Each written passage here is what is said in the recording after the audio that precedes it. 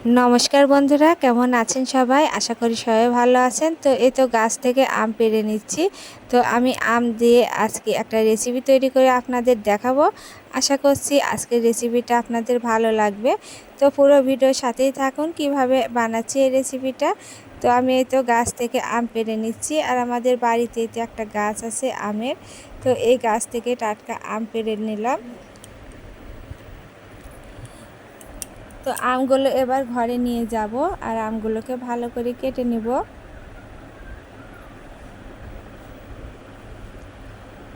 তো আমগুলোকে এবার বিনিয়ে নিচ্ছি। তো আমি একটু চোষা থাকবে এইভাবে আমি আমগুলোকে বিনিয়ে নেব। খুব পুরো করে আমি এই আমের চোচাগুলো ফেলবো না, তো একটু পাতলা করে আমের চোচাগুলো ফেলে নিচ্ছি। তো আর একটু করে চোচা থাকলেও সমস্যা নেই, আচারটা খেতে ভালো লাগে। তো আমি সবগুলো আম এভাবে কেটে নিচ্ছি। তো বন্ধুরা, আমার আজকের এই রেসিপিটা আপনাদের কেমন লাগছে প্লিজ একটা লাইক করে দেবেন, আর সাবস্ক্রাইব করে আমার চ্যানেলের পাশেই থাকবেন, আর শেয়ার করে দেওয়ারও অনুরোধ জানাচ্ছি। আর যারা ফেসবুক থেকে দেখছেন আমার আজকের এই আমের রেসিপি, তো একটা লাইক এবং শেয়ার করে দেবেন এবং ফলো দিয়ে আমার পেজের সাথেই থাকতে পারেন। তো আমি আমগুলোকে ভালো করে কেটে ধুয়ে নেব।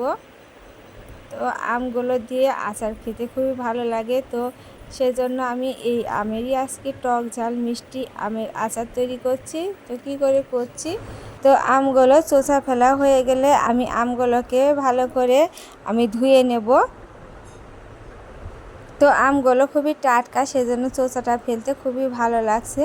আর এই টাটকা আম দিয়ে যে কোনো একটা রেসিপি করলে খেতেও ভালো লাগে এবং টাটকা টাটকা এর স্বাদটা অনেকটা বেড়ে যায়। তো আমি সব আমগুলোই কেটে নিলাম। এবারে আমি আমগুলোকে ধুয়ে নিচ্ছি। তো আমি একটা গামলাতে জল নিয়ে নিলাম এবং আমগুলোকে আমি দিয়ে ভালো করে ধুয়ে নেব।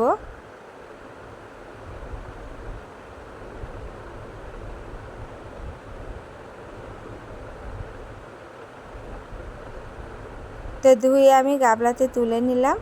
তো এবার এই আমি সামান্য লবণ আর হলুদ মাখিয়ে কিছুক্ষণ রেখে দেব।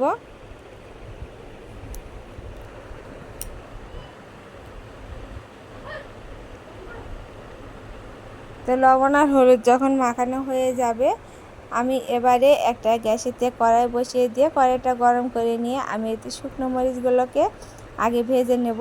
তো শুকনো মরিচগুলো আগে ভেজে নিতে হবে, একটু পরে যদি শুকনো মরিচ দিই এই মশলা দেওয়ার পর তাহলে ভাজা হবে না। এবারে আমি দিয়ে দিলাম মেথি, মৌরি, জিরা, তো আর সামান্য ধনিয়া। তো এগুলো দিয়ে আমি ভালো করে ভেজে নেব। তো আচারের জন্য এই মশলাটা অবশ্যই তৈরি করে নিতে হবে, তাহলে আচারের স্বাদ অনেকটাই বেড়ে যাবে। তো আমার মশলাটা ভাজা হয়ে গেছে, এবার আমি মশলাটা ঢেলে নিলাম। আর ওই কড়াইতে আমি চিনি দিয়ে নিলাম 1 বাটির মতো। তো চিনিটাকে আমি ভালো করে ফুটিয়ে নিচ্ছি।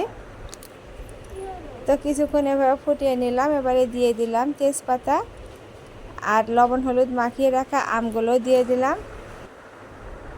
তো আমগুলো দিয়ে একটু নেড়ে চেড়ে নিয়ে আমি এই চিনির রসের সাথে কিছুক্ষণ এভাবে রান্না করে নেব।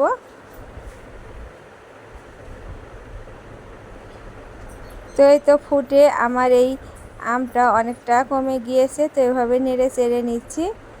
আর এই দেখুন আচারটা পরে হয়ে গেছে। এবারে যে ভাজা মশলাটা তৈরি করে রেখেছিলাম সেই মশলাটা দিয়ে দিলাম।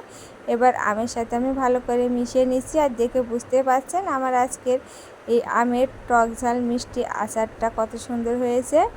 আর আমার আজকের এই আমের আচারটা কেমন হয়েছে কমেন্টে জানাবেন।